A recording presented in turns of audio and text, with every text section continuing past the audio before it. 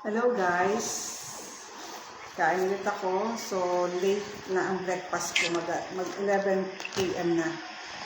Ngayon pa lang ako magbe-breakfast. So ang aking ulam ay saluyot.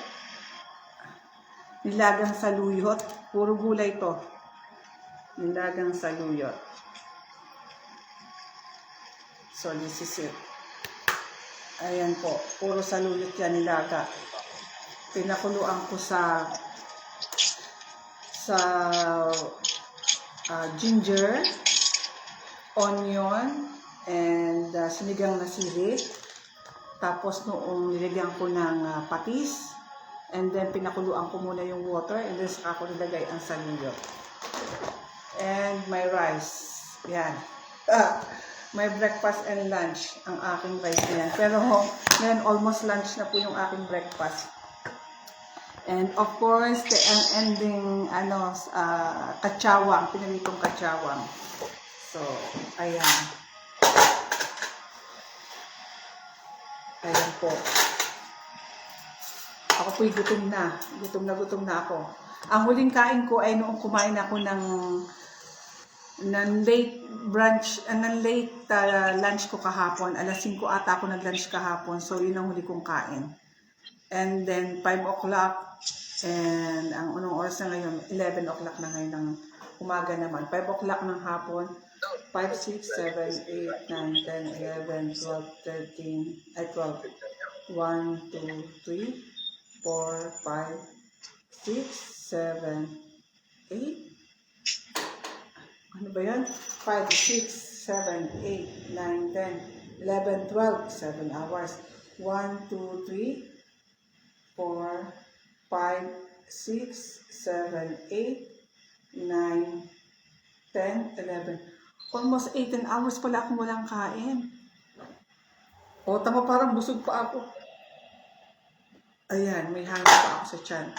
So, eto po ang aking food. Ayan, that is my lunch.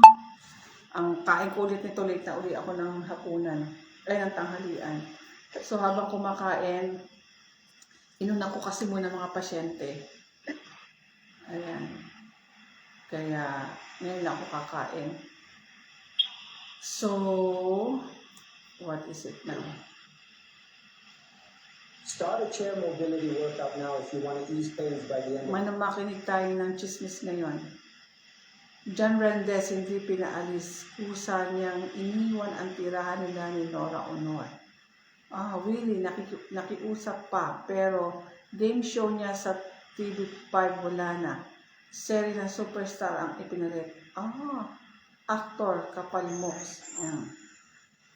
Naku, wala na pala ba si Willie, patay na to, ending na to.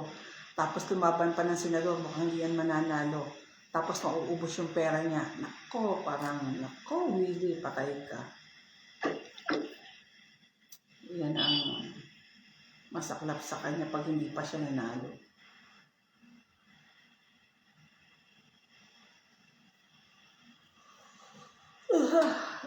Ay, bakit wala pa? Wala pang palabas. Because showbiz na una. Ano to? Hindi pa ba? This morning at St. Peter's Basilica, the faithful lining up to say goodbye. At the center, facing the pews, the coffin carrying Pope Francis. Pope Francis's final moments remain shrouded in mystery, but his last words have deeply moved the world. What did he say before his passing? In this emotional journey through his final hour, we explored a powerful legacy he left behind and the impact of his final message. Join us as we reveal the touching details that continue to inspire millions. This is a story of faith, farewell, and the lasting words of a spiritual leader the world revered. When people hear the phrase Pope Francis's mansion, they imagine grand halls, golden ceilings, and endless luxury. But the truth?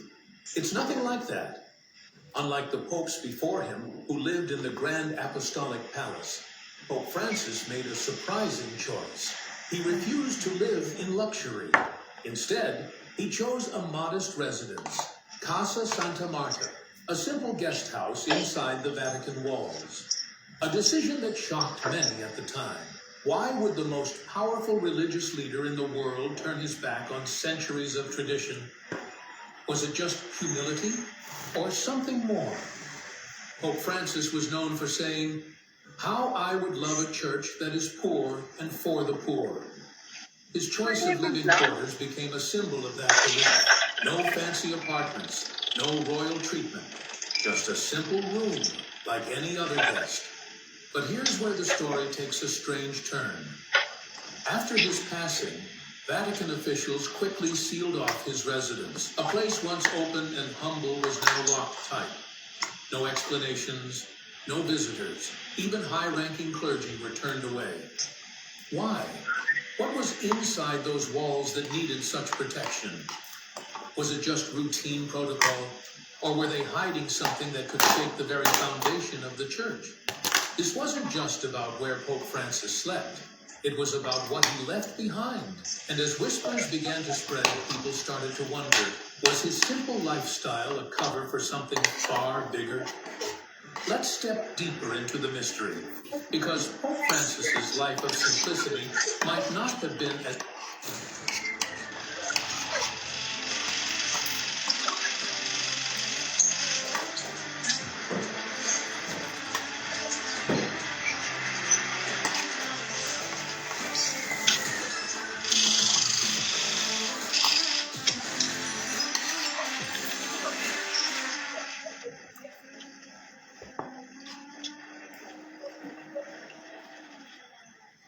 straightforward as it seemed. A life of simplicity. Or so we thought. Pope Francis earned the nickname the People's Pope for a reason. From the moment he stepped onto the world stage, he made it clear. He wasn't like the popes before him. No lavish ceremonies, no golden thrones, just a man of faith, walking among the people. But behind this image of modesty, was there something more? Was his simple lifestyle also a quiet strategy? For years, his choice to live humbly was seen as a reflection of his mission, to reform the church, to bring it closer to the poor and the marginalized. His residence at Casa Santa Marta wasn't just a place to sleep. It was a statement. Yet now, with his passing and the sudden sealing of his quarters, many are starting to question what was really happening behind those closed doors. Some Vatican insiders suggest that Pope Francis used his quiet, modest surroundings as a safe haven, a place where plans were made, letters were written, and secrets were kept away from the prying eyes of those resistant to his reforms. As one source hinted, he lived simply, but his thoughts were anything but small. Could it be that the walls of Casa Santa Marta held more than just a pope's belongings? Could they contain the blueprint of a church transformed? The world was about to find out that this wasn't just about a humble room. It was about what that room was hiding. And when Vatican officials sealed it, they weren't just protecting memories. They were guarding something far more powerful. So, was this just tradition? Or was the Vatican racing to secure secrets that could change everything? Let's uncover what really happens when a pope's residence is locked down, and why this time it felt different. Vatican protocol or something more. When a pope passes away, certain rituals must be followed. One of them is sealing his residence. It's a tradition meant to protect personal items, letters, and official documents until they're reviewed. But this time, something felt off. Normally, this process is quiet, almost routine. But when Vatican guards sealed off Pope Francis's quarters, whispers began to spread through Rome. People started asking, why the urgency? Why the secrecy? Reports began to surface, claims of confidential documents, personal writings, and even a list of names hidden inside. Some say these weren't just any papers. They were plans, radical reforms that Pope Francis never got the chance to reveal publicly. As one Vatican official reportedly said, What's in there isn't just history. It's the future of the church. And then came the rumors that truly caught attention. Documents pointing to a succession plan, ideas for reshaping the church, and bold steps that some in the Vatican might not have wanted to see the light of day. Why were even senior cardinals denied access? What was so sensitive that the Vatican acted faster than usual? The sealing of Pope Francis's residence wasn't just protocol. It felt like a race against time to control information that could spark global debates or even division within the church. But amidst all these whispers, one name kept surfacing again and again, a name tied to these secret plans: Luis Antonio Tagle. So, what exactly did Pope Francis leave behind? And why? Does Tagle's name appear at the center of it all? Let's dive into the heart of the mystery, because hidden within those walls may be a blueprint that could change the church forever. A blueprint for the future? That's it, guys. قرارات جدة، فرص مدروسة وخيارات واضحة في مدينة تتسارع فيها حركة التطوير وتتعدد فيها المواقع الجاذبة للاستثمار تحت إشراف. Hello, X-Ray. Good morning. May I help you? May I ask you, Carl? Why you didn't tell me when I came there? Why you didn't tell me before when I came there? Ah, really, huh? Oh, okay. But I'm taking my break right now, huh? Okay, just wait for me, huh? Okay, thank you, bye-bye. Female medical.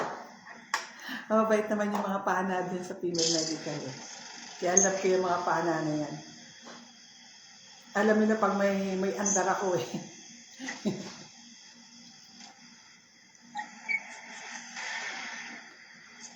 Pagdagaling ko lang kasi doon, pumunta ako doon dahil may nakita akong request. Hindi naman sila tumawag pero pinuntahan ko na.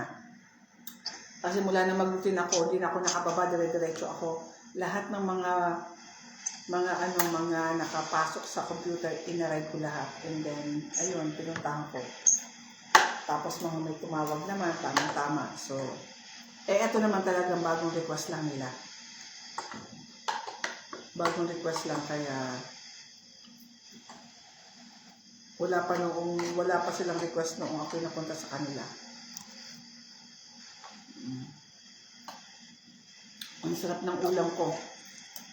Ganito lang talaga ang mga ulam na talaga napapakain ako ng magkarami-raming kanin. Daing na katsawang, and then nilagang saluyot.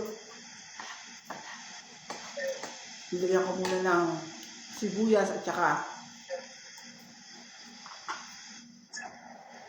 ginger, and then patis lang. Kahit araw-araw ito ulam ko, okay lang.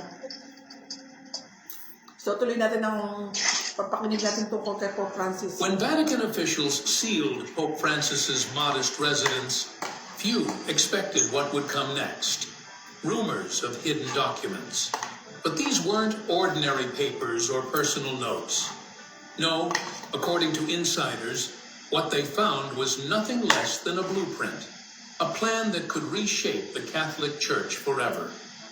Leaked whispers spoke of personal letters, carefully written by Pope Francis himself. Letters that outlined ideas far more radical than anything he had announced publicly.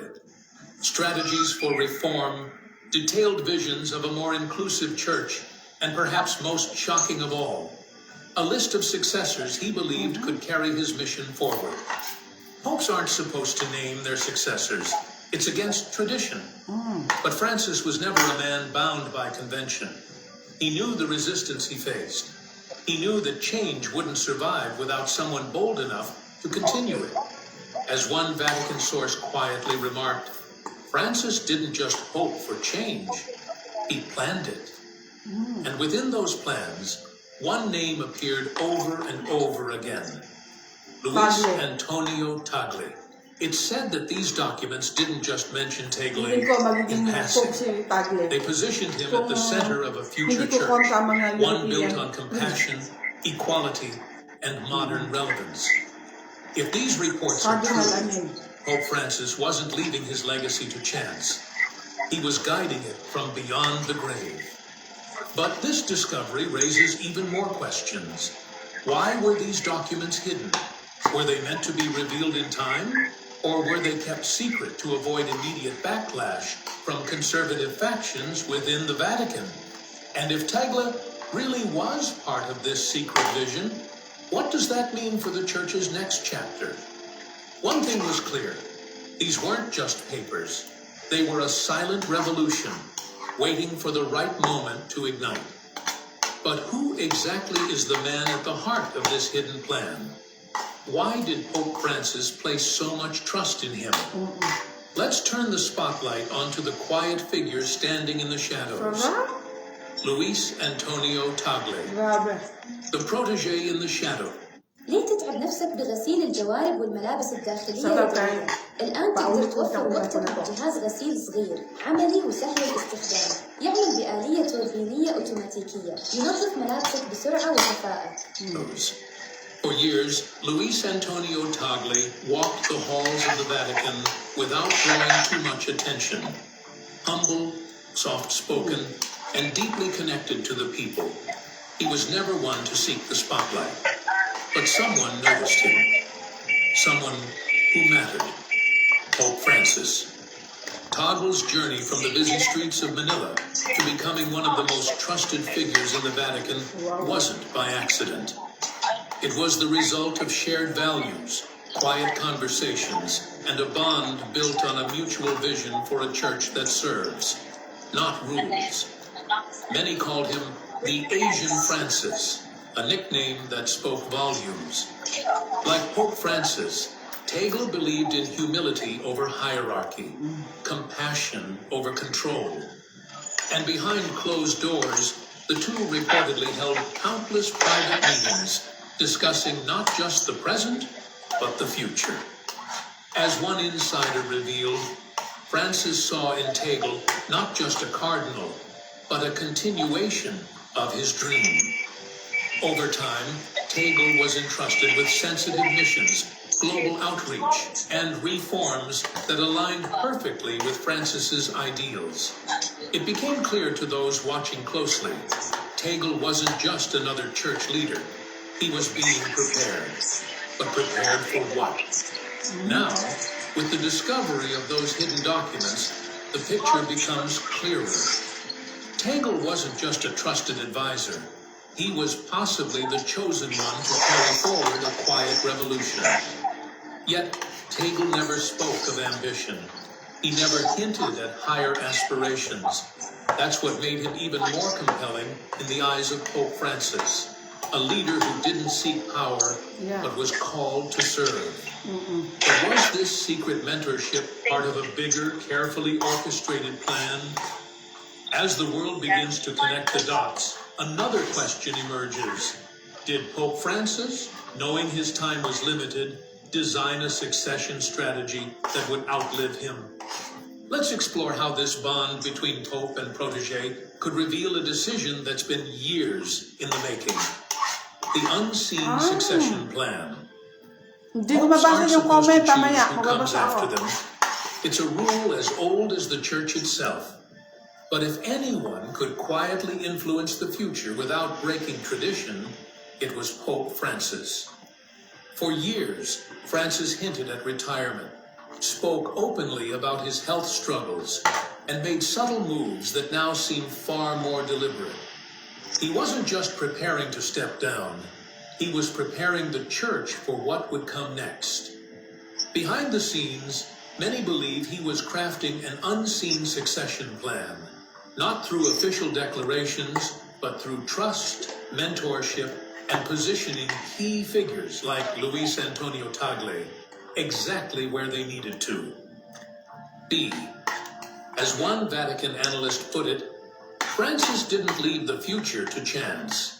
he planted seeds, and Tagle was the strongest one. The sudden sealing of Pope Francis's residence now takes on a different meaning.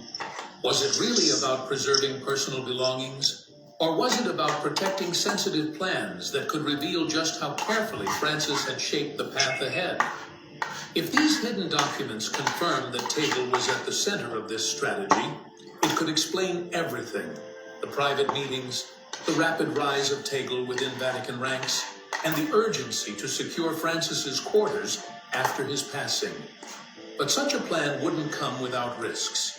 Powerful factions within the church would do anything to keep control, and a successor like Tagle, known for progressive values, would threaten the old guard. Could this be why the Vatican moved so swiftly to manage how and when these revelations would come to light? Now, the world watches and waits. Was Pope Francis's quiet strategy enough to ensure his vision survives? Or will resistance from within bury his plans alongside him? One thing is clear: if Tagle truly is the Pope's chosen successor, then his mission is far greater than anyone imagined. But what exactly is that mission? And is it reform, revolution, or a dangerous risk? Let's uncover what Tagle is really being asked to finish: reform, revolution, or risk. If the whispers coming from behind Vatican walls are true, if Luis Antonio Tagle really is at the center of Pope Francis's secret plan, then he's not just stepping into a new chapter of leadership. He's stepping onto a tightrope stretched between history and the future, and there's no safety net below. Tagle's reputation has always been one of quiet strength and deep compassion. From his early days in the Philippines, he was known as the Cardinal who listened when others preached. He walked among the poor, stood with refugees, and spoke for those the world, and sometimes the church, forgot. In many ways, Tagle is the human face of what Pope Francis spent years fighting for. A church that opens its doors wider, that chooses mercy over judgment, and that dares to care more than it commands. Now, the stakes are higher than ever. With reports of hidden documents found in Pope Francis's sealed residence, documents said to outline a bold vision for reform, Tagle faces a challenge far greater than charity work or pastoral care. Asado. Tingin ko sa bed. Malahapin lang. Init ko.